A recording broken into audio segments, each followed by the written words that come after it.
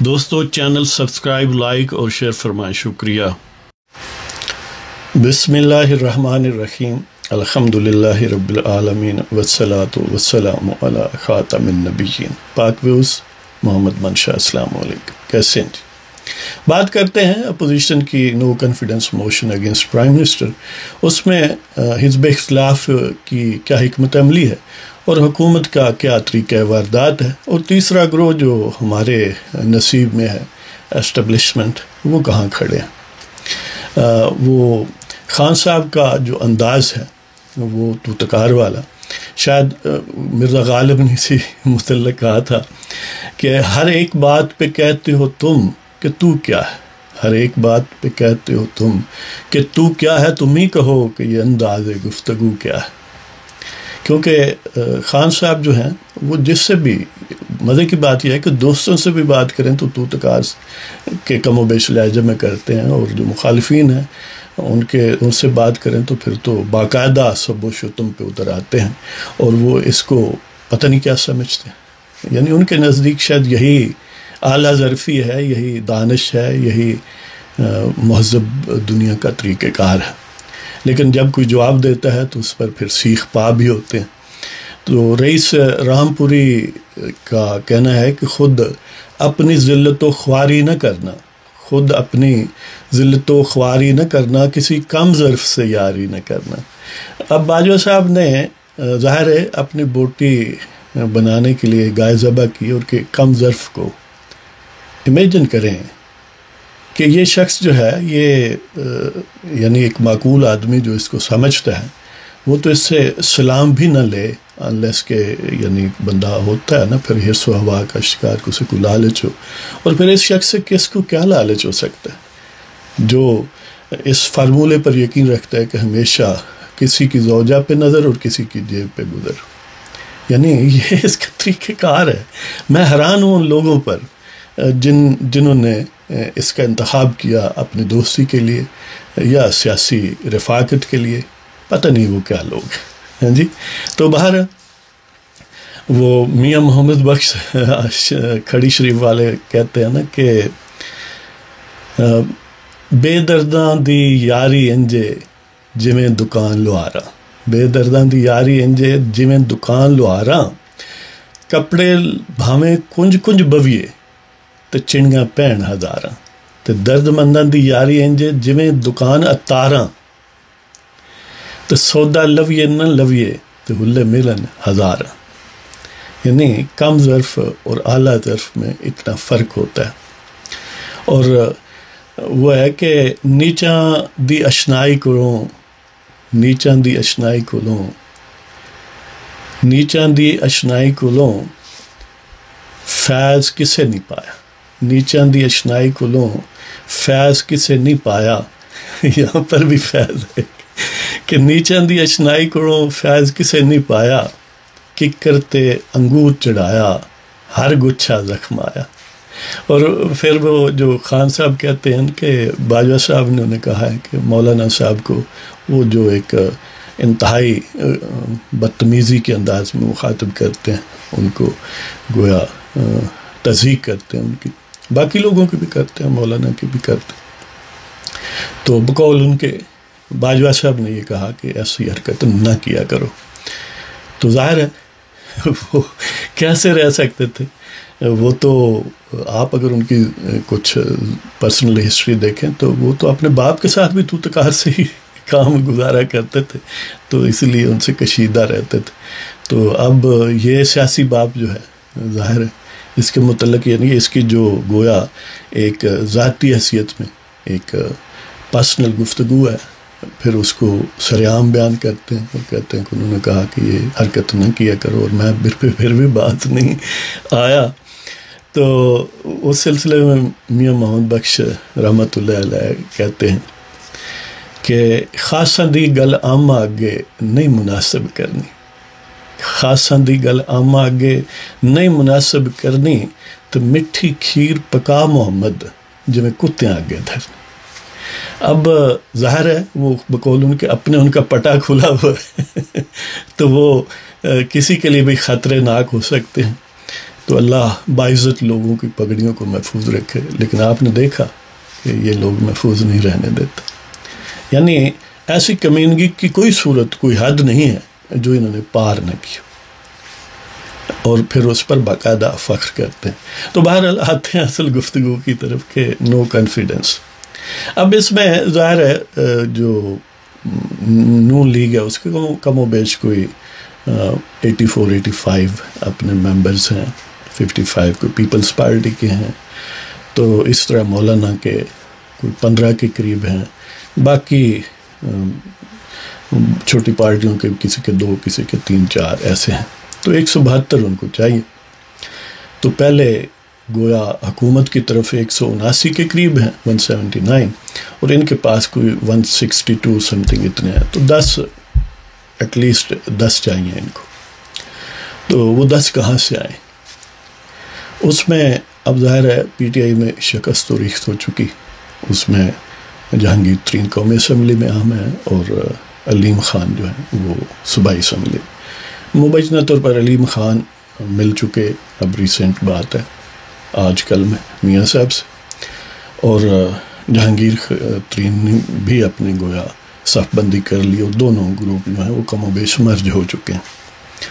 اب اگر وہ نون لیگ کے ساتھ راہ و رسم کر لیتے ہیں کہ جس کے کم و بیش 90% چانس ہیں کہ انہوں نے یہ کام کر لیا ہوا ہے، تو اس صورت میں تقریباً یعنی کچھ لوگ اس گروپ کے تھرو، کچھ لوگ انفرادی طور پر نون لیگ کے ساتھ، اور ان میں سے کچھ جو ہیں وہ پیپلز پارٹی کے ساتھ، کچھ مولانا کے ساتھ ان کی راہ و رسم ہے کہ وہ اس گروپ میں آنا چاہتے ہیں، یعنی اپنا مستقبل محفوظ کرنے کے لیے ٹکٹ کے پکے وعدے پر وہ ڈیفیکٹ کرنے کے لیے تیار ہے. اور ظاہر ہے اس میں پھر پولیٹیکل گیم ہے، ویلنگز ڈیلنگ اور گیو اینڈ ٹیک ہوتا ہے کہ ہم آپ کو ٹکٹ دیں گے، آپ ہمارا ساتھ دیں، وغیرہ وغیرہ. تو اس والے سے کم و بیش 24 سے لے کر 30 تک لوگ جو ہیں وہ قومی اسمبلی میں پی ٹی آئی کے ٹوٹ چکے ہیں، جو فرم وعدہ لے اور دے چکے ہیں. اب کنٹیسٹ ہے جو پی ٹی آئی کے الائز ہیں، یعنی کیو لیگ ہے، جی ڈی اے ہے، اور باپ ہے، اور ایم کیو ایم ہے. وہ بھی اسی راہ میں ہے کہ ہمارا سودا بہتر ہو جائے. اب جو تیسرے اداکار ہیں جنہوں نے یہ گویا کھو میں کتا پھینک کے کھو کے پانی کو نجس کیا ہوا ہے کہ باجوہ صاحب یا اسٹیبلشمنٹ سو ٹو سے، وہ بقول ان کے نیوٹرل ہو چکے ہیں، اور اس کے کئی انڈیکیٹرز بھی ہیں. اگرچہ اگر پریویس ہسٹری دیکھیں تو یہ کوئی قابل اعتماد ان کے اسرشن نہیں ہے. وہ اس وقت بھی کہتے ہیں جب سر عام سیاست کو انجینئر کر رہے ہوتے ہیں کہ ہم گریس گھسیٹا نہ جائے، حالانکہ خود گھسیٹ کے آتے ہیں جی. تو بہرحال اب یہ کیسے مختلف ہے پچھلی صورت سے، اس کے پازیٹیو انڈیکیٹرز ہیں. مثلا آپ نے دیکھا ہوگا کہ جو صحافی پہلے پرسونا نان گریٹا تھے، اب وہ پھر بتدریج سکرین پر نمودار ہو چکے ہیں. یہ ایک اس بات کی انڈیکیشن ہے کہ وہ جو پہلے مائکرو کنٹرول تھا انہوں نے چھوڑ دیا. اس طرح جو نیگوشیشنز ہو رہی ہیں نون لیگ کے ساتھ، باقاعدہ ملاقاتیں ہیں اور گیو اینڈ ٹیک ہو رہا ہے، اور لوگ جو ہیں اعلیٰ اعلان پی ٹی آئی سے اور خان صاحب سے اپنی برت اور بیداری کا اظہار کر رہے ہیں. یہ اس بات کا ثبوت ہے کہ واقعتاً کوئی 70-80% وہ ہاتھ کھینچ چکے ہیں. انہوں نے کوئی مہربانی نہیں کی، ان کے ہاتھ کھینچنا مجبوری ہے کہ خاص طور پر میاں نواز شریف اور جناب مولانا فضل الرحمان دامت برکاتہم عالیہ، انہوں نے اور ان کی پارٹی نے، اور کسی حد تک آپ سمجھ لیں کہ زرداری صاحب کی پارٹی نے بھی، اور باقی جو اپوزیشن کی پارٹیاں ہیں ان میں بزنجو مرحوم کی پارٹی ہے، ان میں گویا مینگل صاحب کی بھی پارٹی آپ کہہ سکتے ہیں. تو اس طرح وہ پارٹیاں جو ہیں ان کی قربانیوں کا، ان کی مزاحمت کا یہ نتیجہ ہے کہ انہوں نے ان کو عوام کے سامنے ان کے چہرے سے نقاب اتارے ہیں، اور ان کو کیونکہ عوام کی غالب اکثریت کی سپورٹ حاصل ہے، تو لہٰذا یہ اسٹیبلشمنٹ کا اپنے مفاد میں ہے کہ وہ پسپا ہوں، اور پھر جو ان کا مورا ہے وہ ہر طرف سے پٹ رہا ہے، نہ وہ انتظامی طور پر کوئی ایفیشینٹ ہے، نہ وہ کوئی دانش مند آدمی ہے، وہ انتہائی ہر کام ہمیشہ بدترین انداز سے کرتا ہے، خراب کرتا ہے۔ یعنی اس نے فارن پالیسی میں پاکستان کو آئسولیٹ کیا ہے، اس نے معاشی طور پر پاکستان کو مفلوج کر دیا، اس نے سیاسی افراتفری پیدا کی ہے، اس نے سیاسی اور معاشرتی کلچر جو ہے اس کو برباد کیا ہے، اس میں گالی گلوچ کو ایک نارمل عنصر کے طور پر شامل کیا ہے، اور یعنی اتنا ایک بالکل جو جاہل سا شخص عام گلی میں اگر کسی کے ساتھ تو میں کرتا ہے تو وہ جس لیول پر وہ اتر سکتا ہے، خان صاحب اس سے بھی چند فٹ نیچے ہی اترتے ہیں۔ تو ایسے شخص کے لیے اسٹیبلشمنٹ اگر پھر بھی نہ سمجھے تو گویا اسٹیبلشمنٹ کی بھی خود کشی ہے۔ پہلے ہی دے ہیو ڈن ڈیمیج مور دین انف، کہ پچھلے کم و بیش 4 سال میں جب سے یہ برسر رہا ہے، اگرچہ اس سے پہلے بھی 4 سال وہ یہی حرکتیں کرتے رہے ہیں، لیکن اس میں تو دام درمے سخنے قدمے کھل کے اس کا ساتھ دیا ہے، اور پہلی ہر اپوزیشن کی موو کو انہوں نے سبوٹاج کیا۔ تو اس وقت یہی لگتا ہے کہ وہ پسپا ہو چکے ہیں، اور ملک کا مفاد اور ان کا اپنا بھی مفاد یہی ہے کہ وہ پسپا ہو جائیں، ورنہ پاکستان جو ہے وہ ہر لحاظ سے سیاسی، معاشی اور خارجہ پالیسی کے حساب سے بینکرپٹ ہو چکا ہے یا ہونے والا ہے۔ اور اس صورت میں جس کیک کے لیے وہ لڑتے رہے، مثلا میاں صاحب کے ساتھ اختلاف کیا تھا کہ میں نے ایکسٹینشن لینی ہے، وہ پھل انہوں نے کھا لیا ہے، اور سی پیک پر قبضہ ہمارا ہونا چاہیے۔ ان کا قبضہ تو ہوا لیکن چین بھاگ گیا کہ اگر ان گدوں نے کھانا ہے تو ہم کیوں دیں آپ کو۔ تو بہرحال بے شمار عوامل ہیں، اور پھر یہ ہے کہ اپوزیشن کو گراس روٹ لیول پر سپورٹ حاصل ہے۔ یہ ایک آرٹیفیشل جو انہوں نے ببل کریٹ کیا ہوا تھا وہ ہر لمحے جو ہے وہ ایکسپوز ہو رہا ہے، اور وہ ایک سمجھ لیں کہ نادان دوست ہے۔ جس طرح کہتے ہیں نا کہ نادان دوست سے دانشور دشمن اچھا ہوتا ہے جی، تو آپ نے دیکھا کہ شاید اتنا پچھلے 70 سال میں جہاں پاکستان کو نقصان نہیں پہنچاتا تھا خان صاحب نے پہنچایا، وہاں اسٹیبلشمنٹ کو ذلیل کرنے میں خان صاحب نے بھی شاید کہیں زیادہ رول ادا کیا اپنی نادان دوستی کی وجہ سے، نادانی کی وجہ سے۔ تو بہرحال یہ مجبوری ہے، یہ کوئی مہربانی نہیں کی باجوہ صاحب نے یا ان کے رفقائے کار نے کہ وہ بالآخر اس سے ہاتھ کھینچنے پر مجبور ہے۔ شک و شبہات ابھی بھی ہیں، لیکن میں سمجھتا ہوں کہ یہ کم از کم اس موو کی حد تک یہ نیوٹرلٹی ہے۔ لیکن دوسری طرف یہ ہے کہ خان صاحب جو ہیں وہ اور ان کے جو حاشیہ بردار ہیں اس وقت، وہ انہیں ایسے مشورے دے رہے ہیں کہ خان صاحب ایک نہ صرف الٹیمیٹلی اقتدار سے محروم ہوں گے، بلکہ جو چھوٹی موٹی کوئی امکان ہے پولیٹیکل سروائیول کا وہ بھی ختم ہو جائے گا۔ اور خان صاحب جو ہیں ان کی یعنی پہلے تو وہ پھولوں کی سیج پر سیاست کرتے رہے ہیں۔ آپ کو یاد ہوگا کہ سیاسی طور پر صرف 1-2 مراحل ایسے آئے ہیں کہ جس میں انہیں ان کے اصحاب کا امتحان تھا۔ ایک ذاتی حیثیت میں یہ سمجھ لیں کہ جب جماعت اسلامی کے اسٹوڈنٹ ونگ اسلامی جمعیت طلبہ نے پنجاب یونیورسٹی نیو کیمپس میں ان کو مارا پیٹا اور ان کو محبوس رکھا، اس کے بعد وہ ایسے تھلے لگے ان کے کہ آج تک مڑ کے نہیں دیکھا۔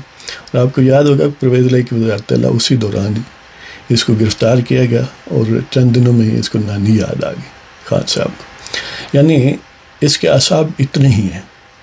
اور پھر یہ ہے کہ وہ ایک دم کٹا آدمی ہے، اس کا پیچھے وہ پنجابی میں کہتے ہیں وین کرنے والا کوئی نہیں۔ سلائی مشین والے کروڑوں بنا کر، اربوں بنا کر وہ بیرون ملک پڑے ہوئے ہیں، وہ رہیں گے، لیکن اسے وین کرنے والا کوئی نہیں ملے گا، بین کرنے والا کوئی نہیں ملے گا پاکستان میں۔ جب اس پر یعنی اس سے آدھا بھی اس کو آزمائش میں ڈالا گیا جو اس نے اپنے مخالفین کو ڈالا۔ تو بہرحال ان کی یہ کوشش ہے کہ ایسا ہنگامہ کریٹ کیا جائے، ایسا خلفشار پیدا کیا جائے تاکہ کوئی کلیئر کٹ معاملہ نہ ہو سکے، کانسٹیٹیوشن جو ہے وہ پیرالائز ہو جائے، اور الٹیمیٹلی یا تو وہ اس خلفشار کی وجہ سے کیونکہ نیا پرائم منسٹر نہیں آ رہا تو ان کو کنٹینیو جو بھی اس انارکی میں چند دن وہ اور نکال لیں، یا یہ وہ سمجھتے ہیں کہ اگر کوئی ایکسٹرا کانسٹیٹیوشنل فورس یعنی اسٹیبلشمنٹ براہ راست آ جاتی ہے، جس کا کہ کوئی امکان نہیں، تو اس صورت میں وہ احتساب سے بچ سکتے ہیں۔ اس لیے کہ جب جنرل حضرات آتے ہیں تو پھر میکینکس پالیٹکس کی ٹوٹل بدل جاتی ہے، اور پھر انہیں سروائیول کے لیے سیاسی بیساکھیاں پیدا کرنی پڑتی ہیں، یا پہلے سے موجود جو ہیں ان پر انحصار کرنا پڑتا ہے۔ تو اس صورت میں ظاہر ہے یہ بیساکھیاں ہیں، پھر ان کو وہ جھاڑ پونچھ کے اپنے ساتھ رکھ لیں گے، تو اس طرح جو ظلم زیادتی ہے وہ کرتے رہیں، اس سے بچ جائیں گے۔ تو یہ خاص طور پر جن کے جو قریبی حاشیہ بردار ہیں، جو اس کے اس ظلم و ستم میں اس کے دست و بازو رہے ہیں اور اس کے مشیر رہے ہیں، یہ ان کا مفاد ہے کہ خلفشار پیدا ہو، اس کے سموتھ ٹرانزیشن ہو گئی تو ظاہر ہے نئی حکومت ہو سکتا ہے ان سے جواب طلبی کرے کہ آپ بتائیں کہ آپ نے کیا کیا۔ ایک تو یہ ہے، اور پھر وہ کہتے ہیں نا کہ جب کوئی طوفان آنے لگتا ہے تو حشرات الارض جو ہے ان کو پہلے احساس ہوتا ہے اور وہ موو شروع کر دیتے ہیں۔ آپ نے دیکھا ہوگا کہ کئی حشرات الارض جو خان صاحب کے ارد گرد تھے وہ بیرون ملک جا چکے ہیں یا پر تول رہے ہیں، جیسے شہزاد اکبر ہے، اس طرح اور بھی چیمے گوئیاں بہت ساری ہیں، ان کے جو ارد گرد کیڑے مکوڑے تھے جی، وہ اس بڑے کیڑے کو چھوڑ کر بھاگ رہے ہیں۔ اس طرح اس کا مطلب ہے کہ انہیں احساس ہو گیا۔ لیکن خان صاحب جو ہیں وہ کیونکہ یعنی بعض لوگ سوچتے ہیں کہ شاید ان کی یہ بڑی there is a method in this madness, method نہیں ہے، وہ پاگل پن کا شکار ہے۔ یقین کریں کہ اپنے تئیں وہ یہ کوشش کر رہے ہیں کہ کوئی ایسا ہنگامہ برپا ہو جائے، یا یہ کہ وہ سویلین ایڈمنسٹریشن کو استعمال کر کے، اگر جنرل ساتھ نہیں بھی براہ راست دیتے تو ان کو استعمال کر کے زبردستی قبضہ رکھیں فاشسٹ انداز میں۔ اگر یہ نہیں رکھ سکتے تو نظام برباد ہو جائے۔ تو دیکھتے ہیں کہ بدخواہوں کی بدخواہی جو ہے وہ ظہور پذیر ہوتی ہے، یا پاکستان کی قسمت جو ہے وہ اسٹیبل ہوتی ہے۔ تو انشاءاللہ ہمیں امید ہے کہ ان شیطانوں کی شیطانی کے باوجود پاکستان میں الٹیمیٹلی ان سے نجات حاصل کر لی جائے گی، اور اسی نو کانفیڈنس موشن کے نتیجے میں۔ تو اجازت دیں جناب، خدا حافظ۔